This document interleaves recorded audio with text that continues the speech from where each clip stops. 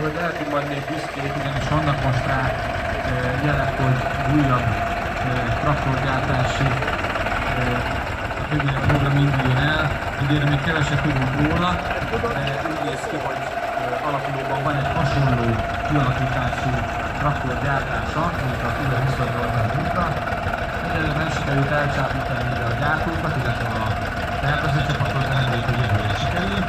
Hát fogunk majd beszélni ezekről a minőséges munkatraktorokról is, magyar gépgyártás munkáról, illetve a magyar gépgyártás munkához tartozik még itt mellettem, illetve az étkező sátrakkal szemben van itt egy kis kék sátor, ahol a rába traktorokról lehet találni egy kis bemutatót, ami úriembereknek is egy mikrofonnél kapjuk egy kicsit. Tehát aki akar tudni, mert többet akar tudni a rába traktorokról, illetve az életükről, a tervezéséről és egyedekről, az itt egy ilyen tablósorban megkapunk neki. Csodálatos szünetlen tabló is, amit a rábáról szól, azért leszik majd nézegetni, illetve az úriemberek valószínűleg a felvilágosítást tudnak adni.